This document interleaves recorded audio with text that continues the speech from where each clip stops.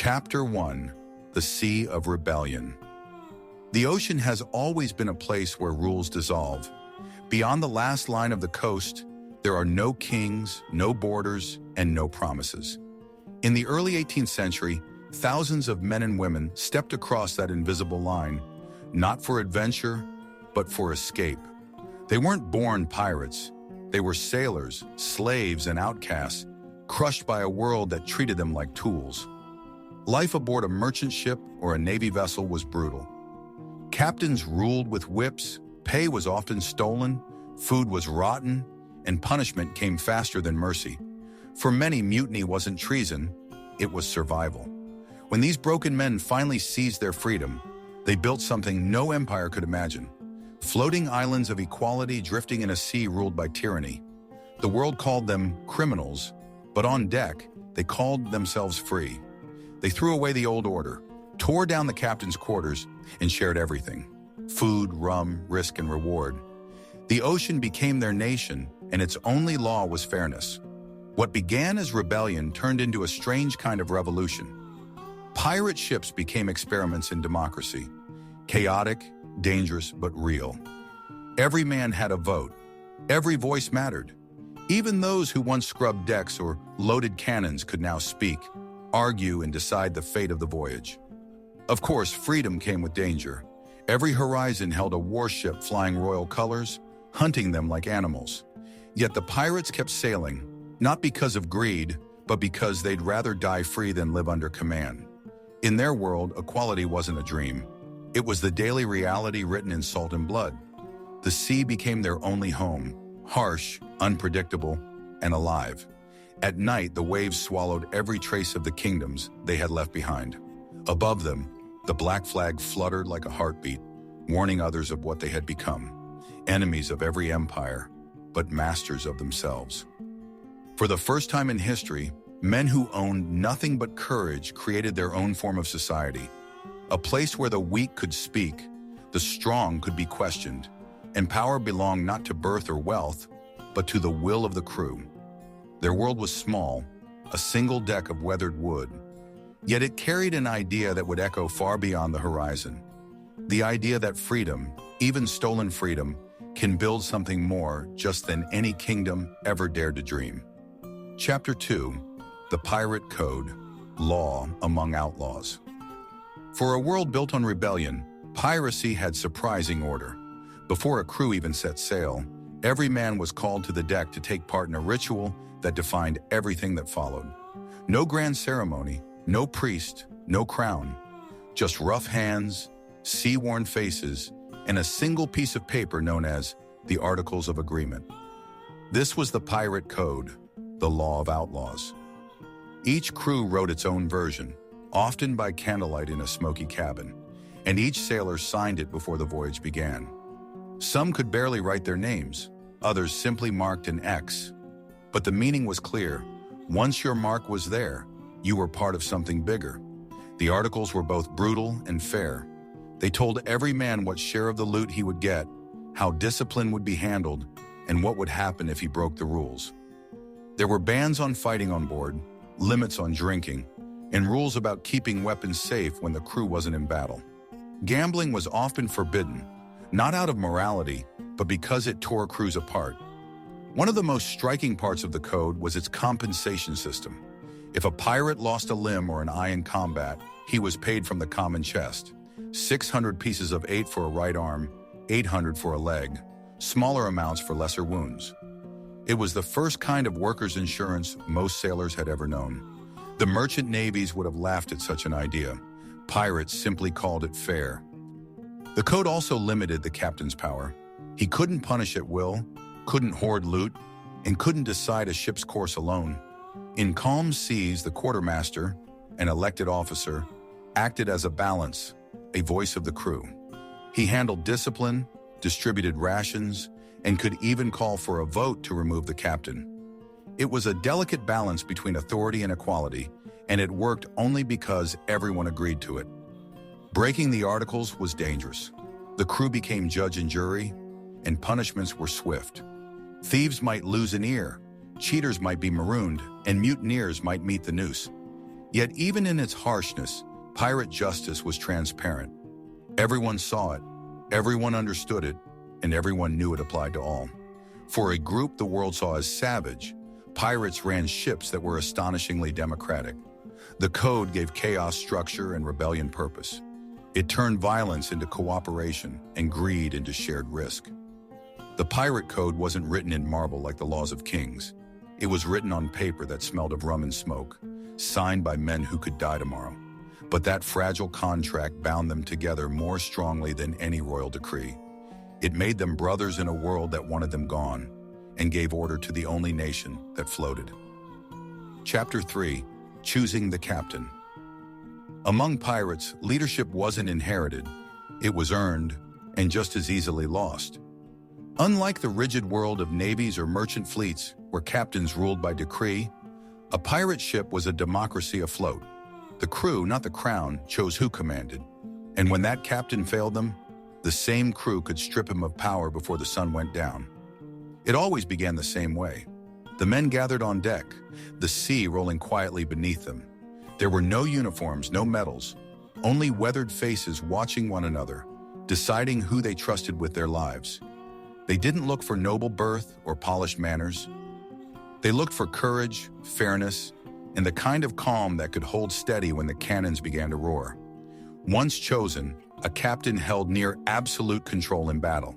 The crew needed a single voice to survive the chaos, someone who could shout orders over thunder and fear. But when the fighting stopped and the smoke cleared, his power faded like the echo of gunfire. Outside of combat, the ship belonged to everyone. Day-to-day authority often rested with the quartermaster, an elected counterpart who spoke for the crew. He decided how supplies were divided, how discipline was handled, and whether grievances reached the captain's ears. In truth, he was less a second in command and more a guardian against tyranny. Together, captain and quartermaster balanced each other like wind and sail, one providing direction, the other control. This constant tension was intentional. Pirates had lived too long under the lash of absolute power to ever trust it again. They built their hierarchy to be temporary, conditional, and revocable. No one could rule without the consent of those below. A single vote could unmake a leader. It wasn't always peaceful. Sometimes votes ended with drawn pistols and replacements were chosen amid mutiny. But even in those moments, there was logic behind the chaos. Every man understood that his voice mattered. He had risked everything for that right, and he would defend it to the death. The system worked because it reflected the sea itself, unpredictable, dangerous but free. It demanded constant balance. Too much control and the crew rebelled, too little and the voyage dissolved into anarchy. Between those extremes, the pirates found something remarkable. A form of democracy that functioned not in courts or parliaments, but on shifting decks soaked in salt water. To the empires that hunted them, this way of life seemed absurd. To the pirates, it was the only way they could survive without losing the very thing they'd fought for: their freedom. On land, kings ruled by divine right. At sea, a captain ruled only by the will of his crew. And for the first time in history, that will belong to everyone aboard. Chapter 4: The Republic of the Sea. To most of the world, pirates were ghosts, nameless men drifting between storms, leaving behind smoke and fear. But to those who lived among them, the sea was something far greater, a republic without borders, without kings, and without the heavy chains of the world they had escaped. They called no place home, yet every wave was familiar. The ocean itself became their country, vast and lawless, but bound by invisible lines of trust and shared danger. When a pirate ship spotted another flying the black flag, they weren't enemies. They were citizens of the same unspoken nation. This republic had no capital, but it had ports, hidden havens scattered through the Caribbean and along the African coast. Places like Nassau, Tortuga, and Madagascar became more than refuges. They were laboratories of liberty. In these rough settlements, men and women who had once been slaves, deserters, or outlaws walked side by side. There were no masters, only traders, thieves, and dreamers. Gold changed hands as quickly as rum, and ships were repaired in a storm of hammers and laughter. The air smelled of salt, sweat, and rebellion. You could find languages from every corner of the world. English, French, Spanish, African dialects, and the strange mix sailors invented just to understand each other. It wasn't harmony, but it was equality of a kind no empire had ever managed. Some called it chaos, others called it freedom, and for a few short decades, it worked. The Republic of the Sea wasn't just a poetic idea, it was a living network of ships and people, surviving outside the grip of nations. News, supplies, and stories traveled faster by word of mouth than by royal mail. When one crew captured a merchant ship, another would hear of it weeks later and join in the hunt. When one captain fell, another rose to take his place, chosen not by birth but by courage. In this floating republic, power didn't flow from thrones or gold. It came from respect, from the way a man faced a storm or fought beside his crew. Leadership was temporary, loyalty was earned, and justice was shared. But the empires could not ignore such defiance forever. To them, these free sailors were more than thieves. They were a living insult to every idea of order and obedience. The British called it a cancer in the Atlantic. The Spanish called it the plague of the sea. Yet for the pirates, it was simply life. Dangerous, fleeting, but truly their own. For a moment in history, before the gallows and gunships closed in, the oceans belonged to no one, and to everyone. The Republic of the Sea had no flag that lasted, no anthem, no borders. But its heartbeat still echoes in every story told about freedom. Chapter 5, Freedom and the Illusion of Equality. For all their talk of freedom, pirate ships were far from paradise. The ocean gave them liberty, yes, but liberty came with a price few could pay. Beneath the songs, the laughter, and the rum, there was always the weight of hunger, violence, and the quiet truth that equality at sea was fragile. The articles promised fairness, yet fairness depended on luck, and on who held the blade when the chaos began. Votes could decide a captain's fate, but cannons still spoke louder than words. In battle, the dream of democracy often vanished in smoke. The strong survived, the weak were buried at sea, their ideals drifting away with them. And while the pirate world rejected kings and masters, it wasn't free from the darkness of its age. Some ships welcomed escaped slaves as equals, granting them full shares in the right to vote. Others, however, kept human cargo in their holds, selling them when the chance came. Freedom, it seemed, was something pirates could both offer and deny. Still, compared to the world they had fled, their society was revolutionary. Black sailors, freedmen, and former slaves could rise to be officers, even captains. On land, that would have been impossible. At sea, the only currency was skill and courage. Brotherhood wasn't built on color or class, but on survival. And for many who had never known respect, that was enough. Yet even among equals, there were cracks. Life aboard a pirate ship was short and brutal. Disease spread fast, injuries rarely healed, and food was never enough. Most pirates didn't live long enough to see old age. Their freedom measured not in years, but in stolen weeks. They had escaped one form of tyranny only to fall into another, the tyranny of the sea itself. There was also the growing shadow of betrayal. The same empires that had created these men now offered pardons, promising gold and safety for those who turned in their comrades. Slowly, the brotherhood began to splinter. Crews that once voted together started whispering against each other. Freedom could inspire loyalty, but hunger could buy betrayal. Still, even as their world began to collapse, the idea of equality lingered. They had glimpsed something powerful, a vision of a society where a man's worth came not from bloodlines or crowns, but from what he did with his own hands. For many, that vision burned brighter than any treasure. Perhaps that was the cruelest part of their story, that they had built, for a fleeting moment, something purer than the world that would destroy them. Freedom wasn't perfect, and equality was never absolute. But for those who lived and died beneath the black flag, it was real enough to fight for, and to die believing in. Chapter 6, The Fall of the Pirate Dream. Every dream that challenges power must eventually face its reckoning. For the pirates, that reckoning came swiftly, not from storms or hunger, but from the full weight of the world they had defied. The empires they mocked could not tolerate a floating democracy of thieves. Freedom, it turned out, was more dangerous than plunder. By the 1720s, the golden age of piracy began to fade.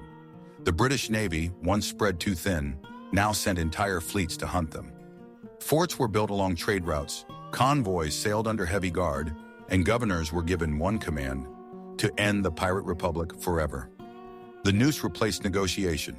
Mercy was declared treason. The havens that had once pulsed with life, Nassau, Tortuga, Madagascar, fell silent. Flags were torn down, taverns burned, and ships were seized before they could even raise anchor. Some pirates fled inland, hiding among fishermen and farmers. Others, too proud to run, faced the gallows with a grin and a curse on their lips. They died as they had lived, unbowed and unrepentant. Among them were captains whose names still echo through history: Blackbeard, Anne Bonny, Calico Jack, Bartholomew Roberts, figures half real, half myth, larger than any empire could contain. Their executions weren't just punishment, they were theater, meant to remind the world that rebellion has a price. Yet even as the ropes tightened, they became symbols of freedom, defiance, and the human hunger to live by one's own rules. When the last great ships fell, it wasn't just the end of piracy. It was the end of a fragile experiment, a fleeting glimpse of equality carved from chaos. The Republic of the Sea sank beneath the waves, leaving behind only whispers of councils on deck, shared spoils, and men who voted for their own destiny. But ideas, like tides, never truly disappear. The same century that saw the fall of the pirate dream would soon see revolutions on land, in America, in France, built on similar ideals, that power should come from the people, not from kings. The pirates hadn't written history, but they had foreshadowed it. Their world was small, violent, and flawed. Yet it carried the seed of something vast, the belief that even the lowliest souls could rule themselves. Now, centuries later, the black flag still stirs something in us. It's not just a symbol of crime, but of resistance, of the eternal struggle between control and freedom, obedience and choice. The pirates lost their war, but their rebellion outlived them. Their ships rotted, their bones turned to dust. But their idea that no man should be a slave to another still drifts on the wind, whispered by the sea. The pirate dream did not die. It simply changed its flag.